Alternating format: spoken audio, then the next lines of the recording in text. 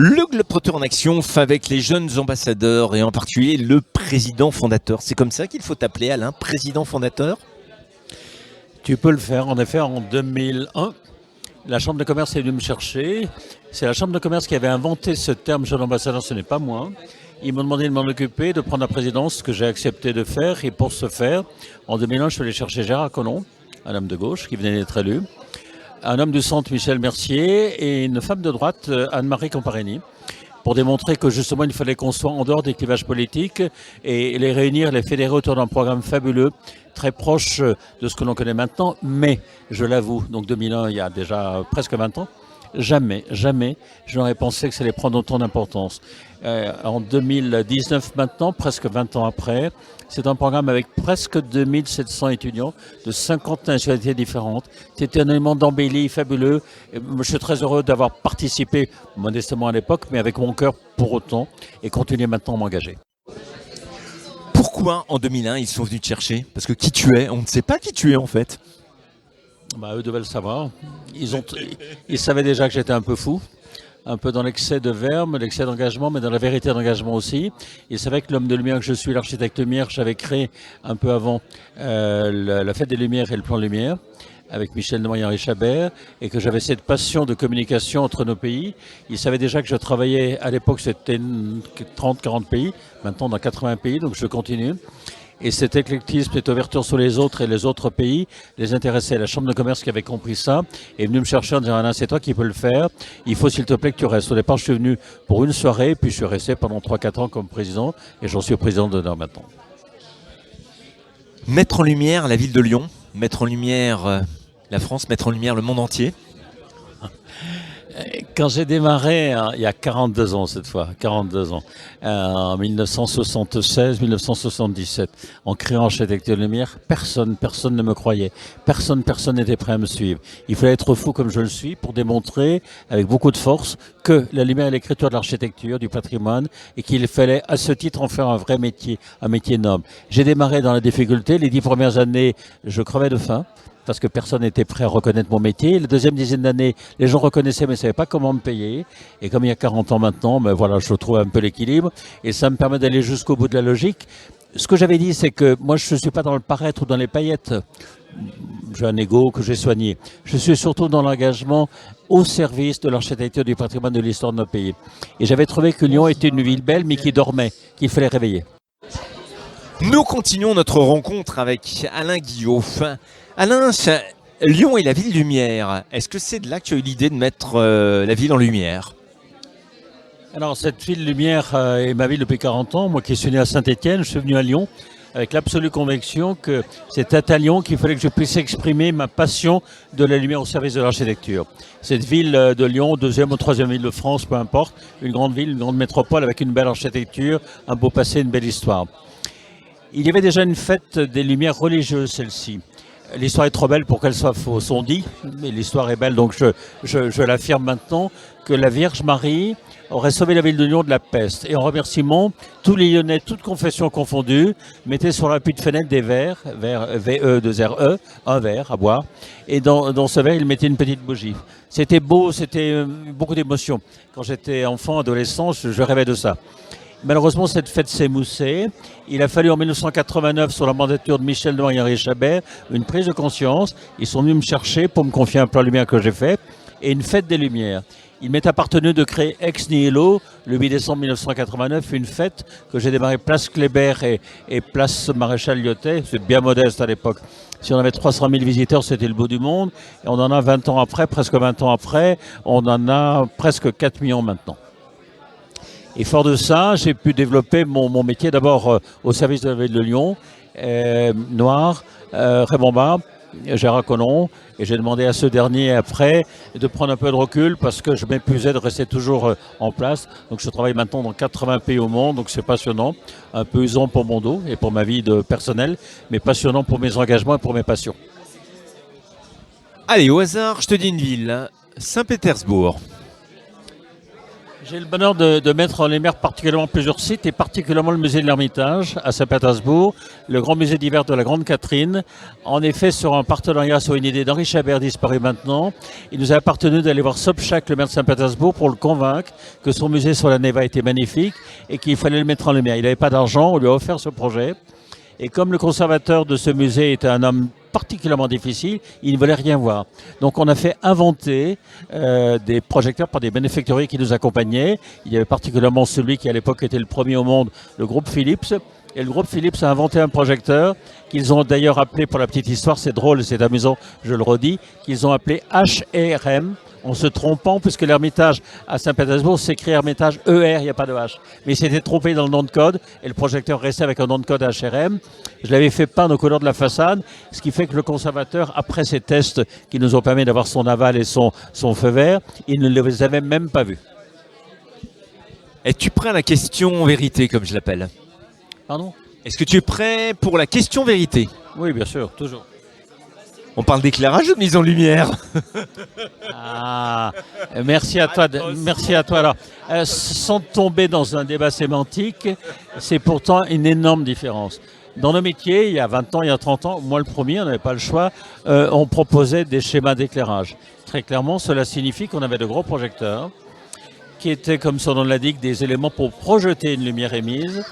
On était en face d'un bâtiment ou avec des bras de déport, c'était vilain, c'était gros, et on projetait tout. Donc on abîmait le ciel, pollution, on abîmait les yeux des spectateurs, les passants, les touristes, et on plaquait plus de sensibilité, plus de beauté, les architectures étaient gommées, il n'y avait plus d'ombre. C'était il y a 30 ans. Avec les techniques actuelles de LED, diode électroluminescente appelée communément LED, on arrive maintenant à proposer des partitions de mise en lumière. De l'éclairage, nous sommes passés à la mise en lumière. Les projecteurs, les réglettes sont sur le bâtiment, sur les corniches, sur les appuis de fenêtres, sous le bâtiment, dans le sol, sur les trottoirs. On fait en sorte que la photométrie aidant, on vient bloquer l'émission de lumière sur les derniers éléments de modernature de l'architecture pour que rien ne passe dans le ciel. On n'a plus d'éblouissement pour ceux qui sont en face. Et surtout, on arrive à trouver le détail, les beautés des modernes natures pour les exprimer dans leur délicatesse. Et comme les LED ont cette capacité rare d'avoir une rapidité de réaction, et avec aussi une pluralité de couleurs qui permet d'écrire des partitions en couleurs aussi, on arrive à créer une véritable histoire. Et il était une fois. Un bâtiment, l'être humain que nous sommes, on ne s'habille pas de la même façon tous les soirs. Pour les fêtes, on s'habille différemment. Moi, je pense que les bâtiments ont aussi le droit à s'habiller en fête quand il le faut. Et on les aide à s'habiller en fête pour des fêtes. On les aide à parler à tout le monde avec des couleurs, avec une communication. Que penses-tu de ces scénographies maintenant qui font qu'on transforme les murs carrément en écran, on habille tout cela? Alors, dans nos métiers communs, il y a un terme anglo-saxon que je comprends un peu qui s'appelle le mapping. J'aime pas ce terme. Moi, je préfère utiliser un mot français plus romantique, plein de poésie, qui s'appelle parole et lumière. Parce qu'en fait, c'est la même chose. Le but est d'avoir de gros projecteurs avec une technique très particulière qui permet de projeter une image qui est calibrée souvent au millimètre près pour venir chercher exactement la délicatesse d'une architecture sur une fenêtre, sur un appui, sur des éléments du sacré, de la beauté de l'architecture.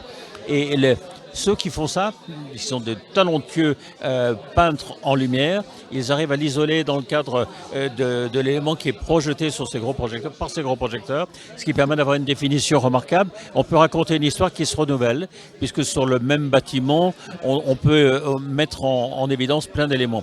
J'ai un exemple. C'est un de mes amis qui a fait ça, celui qui a fait les murs peints à Lyon, Gilbert Coden.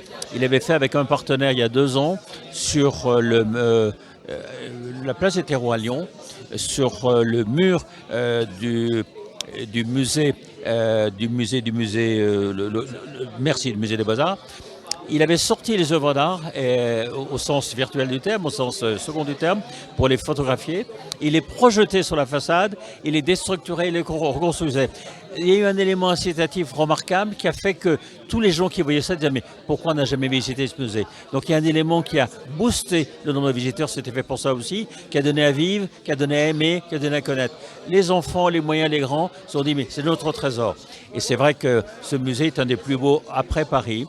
et ça valait la peine. Il y a une très belle fondation avec une donation très importante il y a quelques années, une très belle collection. Le musée est magique au niveau de ce petit parc très romantique qui nous permet de traverser pour aller à l'entrée des musées, c'est remarquable. Et ce travail qui a été fait est très beau. Un autre ami qui est à la tête d'une entreprise qui s'appelle Spectaculaire, qui est une belle boîte avec beaucoup de poésie aussi, beaucoup de talent, un immense talent. Il est installé dans l'ouest de la France, il travaille dans le monde entier. Il avait l'audace de faire une histoire. Il était une fois un petit garçon qui racontait son histoire avec une voix qui tremblait. Il disait, papa, maman, suis-moi, viens-moi. On va changer la ville de Lyon l'année. Et ce petit garçon et sa petite sœur nous ont fait rêver. Et les Lyonnais, les enfants particulièrement, avaient tous envie d'aller chercher ce petit peintre qu'on voyait sur la façade pour dire, bah, écoute, tu nous fais aimer Lyon, on va s'en occuper maintenant, on va s'attacher à notre ville pour mieux la connaître, pour mieux la servir. Et c'est le côté merveilleux, les sociologues appellent cela le phénomène de réappropriation affective de l'urbain. On n'a plus envie de taguer, on n'a plus envie d'abîmer, au contraire, préserver, aimer. En août 2018, au Palais des Papes à Avignon, il y a eu Mirabilis. Et puis, après, malheureusement, la triste image de Notre-Dame de Paris, nous avons fait une émission spéciale avec Chérif, avec Bernard, sur la symbolique des monuments. Et je me rappelle qu'en Avignon, l'an dernier, il y avait des gens qui avaient été choqués. Est-ce qu'on peut faire ça partout, sur n'importe quel monument? Parce qu'il y a des choses qui sont, j'allais dire, sacrées ou des monuments protégés, des monuments historiques. Est-ce qu'on peut faire ça partout? Alors, la question est intéressante, elle doit répondre à un vrai débat à travers plusieurs personnalités. L'homme, la femme seule, quel que soit son talent, ne peut pas gérer, ne peut pas décider seul. Donc il faut une équipe pluridisciplinaire qui se pose autour d'une table et qui dit qu'en est-il, que peut-on faire, que faut-il ne pas faire. Et je crois qu'effectivement dans certains cas, il faut dire là on n'a pas le droit. On n'a pas le droit parce que c'est trop sensible, c'est trop beau, c'est trop fragile. Le geste lumière viendra dénaturer, viendra déstructurer. En revanche, dans certains cas, on peut se dire ce que l'architecte de l'époque du vivant de la construction n'a pas voulu faire, n'a pas su faire parce qu'il ne le savait pas, nous permet peut-être maintenant de trouver une partition lumière qui va accompagner, qui va démultiplier le site pour lui donner une autre valeur. Je donne un exemple. J'ai eu le bonheur un jour d'être appelé pour mettre en lumière l'abbaye de Ronchamp du Corbusier. L'abbé qui s'appelait l'abbé Bolreda, René Bolreda, décédé maintenant, m'avait dit moi jeune homme, je ne veux pas, de son vivant le Corbu ne l'avait pas fait, donc moi vivant il n'y aura jamais de lumière. Je lui ai écouté abbé, j'ai une mission, laissez-moi l'honorer, je fais un test. Et c'est vous qui jugerez. Si vous n'aimez pas, vous couperez tout, vous le direz au maître d'ouvrage, que vous n'en voulez pas, c'est votre droit et je le respecterai. Donc je procède à un essai et le soir, il était, pour ceux qui l'ont connu, il était blessé, il avait un handicap, il a des cannes, pire que moi j'en ai une mais de façon temporaire, lui il en avait deux pour toujours. Donc il boitait beaucoup et il me suivait pendant j'avais fait un test important pour essayer de le convaincre. Puis il ne me répondait pas, je lui dis écoutez abbé, au bout d'une demi-heure, j'ai bien compris, vous n'aimez pas, dites-le moi. Il dit rien. Il sort de sa poche un boîtier, il avait un boîtier électronique et sur ce boîtier, il appuie sur un bouton qui fait sonner les cloches, il était minuit, l'abbaye de Ronchamp. J'ai dit, mais abbé, que faites-vous? Il se met à rigoler. Il dit, Alain, tu as gagné, je fais venir le village. Le village a cru qu'il y avait le feu, ils sont tous montés, ils ont tous aimé. Et Bolreda a dit, oui, ce jeune homme, Alain Guillaume, il a gagné, on va faire la mise en lumière. Et à l'époque, il m'a dit, je ne voulais pas parce que de son vivant, le Corbu n'avait pas fait, donc pour moi, il ne voulait pas de lumière. Et je lui ai dit, mais abbé, parce qu'à l'époque, ça n'existait pas. Il ne pouvait pas proposer quelque chose qui n'existait pas.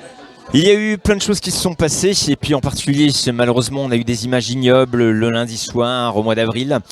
Aujourd'hui, il y a des architectes qui ont proposé, Alain, de mettre Notre-Dame de Paris en lumière. Si toi, aujourd'hui, on te proposait de t'occuper de Notre-Dame de Paris, que ferais-tu? Alors, plusieurs éléments d'abord.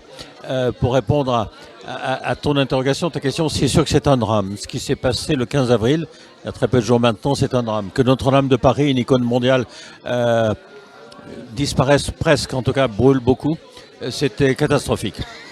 Quelles que soient les causes, quelles que soient les raisons, il y a forcément il y a sûrement des éléments un peu troubles qu'on finira par trouver un jour, mais ce n'est pas le propos. En revanche, ce qui est certain, c'est qu'elle n'est plus là pour le moment, en tout cas pour sa flèche et pour une partie signifiante, sa toiture. Il y a deux débats qui mobilisent actuellement le monde entier.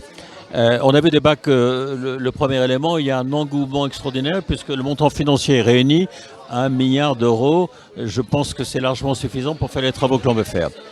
Quel type de travaux? C'est ça là justement la grande question qui va diviser beaucoup, qui va heurter. Les gens vont se battre sur ce dossier. En effet, où on reprend des techniques anciennes pour le refaire à l'identique, la flèche, pourtant elle n'est pas d'époque, elle n'a pas 8 siècles, puis elle est le duc, elle a 1 siècle seulement, et la toiture, refaire les chaînes de l'époque. Alors, je livre mon opinion à moi. Moi, je pense qu'une cathédrale mettait à l'époque entre 50 ans et 1 siècle et beaucoup plus pour se construire. De ce fait, on partait de l'art roman pour arriver à des éléments beaucoup plus près de nous. Et c'était la manifestation d'un talent qui évoluait, d'une culture qui se modifiait. Et pourquoi pas ne pas se dire maintenant, en 2020 bientôt, si on dit 5 ans pour le refaire, est-ce qu'on ne peut pas apporter justement un point de notre époque pour démontrer que cette cathédrale qui représente un message s'occupe et s'intéresse à notre époque maintenant et pas seulement tourner vers le passé mais tourner vers l'avenir. Bon, c'est le débat qui est le mien, on est dans un débat là aussi très difficile et j'entends qu'on puisse accepter tous les débats. Il y aura forcément un vote dans une grande majorité avec les sachants, les référents, les architectes en chef des monuments historiques, les architectes des bâtiments de France et tous ceux qui ont plus que d'autres un élément. Alors pour répondre aussi à la question, bien évidemment, j'ai déjà été appelé pour envisager une mise en lumière. Bien évidemment, l'architecte lumière que je suis, ça l'interpelle, j'ai envie. Mais je me dis, ayant dit ça, est-ce que j'ai le droit de faire de cette flèche qui est un élément religieux intense, un élément qui pourrait s'apparenter à une fête foraine, un élément qui deviendrait un étendard peut-être, une icône sans doute, mais aussi un phare. Donc je dis, j'hésite. En tout cas, si on devait le faire, je proposais que ce soit une partition à plusieurs strates de modification et d'allumage, à savoir qu'on peut allumer aux heures pleines à certains moments, battre comme un clocher d'église, on entendait donc, tiens, il est 8h, il est 9h, faire la même chose avec des petites ponctuations. Et puis pour des grandes fêtes cultuelles ou culturelles, oser lancer carrément les couleurs, mais de temps en temps et seulement de temps en temps. Donc c'est un débat. En ce qui concerne la partie de la couverture, on disait que c'était une forêt. L'image est belle, la parabole est belle, mais il nous faut tellement d'arbres, tellement de chênes, et puis ça brûle quand même un chêne, même si ça brûle difficilement. Je me demande si on ne peut pas justement oser une nouvelle toiture vitrée, de façon à ce qu'on voit le ciel, de façon à ce que, surtout la nuit avec les étoiles, et que ce soit un élément qui apporte une redécouverte de Notre-Dame. Que Notre-Dame devienne à ce titre, à l'image de ce que Victor Hugo avait écrit dans Les Misérables, un élément de renaissance, de réécriture de l'architecture, mais aussi de renaissance pour tous les Misérables. J'aimerais, c'est pompeux, mais je souhaiterais qu'on puisse tous se mobiliser pour dire aux grands partenaires mécènes qui ont mis beaucoup d'argent, bravo, merci, il ne faut pas les critiquer. Les 200 millions d'Arnaud, les 100 millions de Pinault, il faut leur dire bravo. Mais mettez maintenant, vous qui en avez les moyens, la même chose pour que plus personne dorme dans les rues. J'ai appris récemment que 500 enfants dorment chaque nuit dans les rues. J'ai honte quand j'apprends ça. Ça, je dis plus jamais ça. Que les personnes âgées, abandonnées et faim n'osent pas, on les voit pas mendier, mais ils ont faim, c'est pas normal. Que des gens soient abandonnés. Je crois que cet argent, et ça peut être un électrochoc, un élément de prise de conscience, une véritable renaissance au sens républicain du terme, au sens biblique du terme, mais au sens aussi de nos cœurs. Et nos cœurs doivent à ce moment-là laisser passer un message. Je pense que cela est possible. Et dans un drame difficile, ça peut devenir quelque chose d'exceptionnel pour demain et pour après-demain. Allez, dernière question pour clôturer. Est-ce qu'il faut toujours mettre de l'affectif dans le business? Parce que là, tu parles d'affectif. Ah, moi, je ne sais parler que comme cela, avec mon cœur, avec ma passion. J'en mets partout, quelquefois peut-être un peu trop, mais jamais trop, je pense, parce qu'il y en a tellement qui n'en mettent pas du tout dans l'affectif. Donc, il faut d'abord jouer dans des valeurs cartésiennes, dans des valeurs factuelles, dans des valeurs d'authenticité. Et dès qu'on a cadré avec de vraies valeurs de respect, osons à ce moment-là s'intéresser à l'autre, s'intéresser aux autres, s'intéresser à leur culture, à leur parcours, les interroger, parler avec eux, dialoguer avec eux. Et l'affectif permet cela. S'il n'y a pas d'affectif, on n'ira jamais voir les gens, on n'ira jamais leur tendre une main. C'est quelque chose de nouveau qu'il faut, je crois, inculquer, donner pour demain à nos enfants, à nos petits-enfants. Moi, je vois les enfants dans les rues, ils n'osent plus communiquer. Il faut qu'un enfant ose dire à une adulte, dans un métro, dans un ascenseur, « Bonjour, je m'appelle un tel, voilà ce que je fais, et toi tu fais quoi ?» Est-ce qu'on peut parler? C'est une très belle clôture. Merci.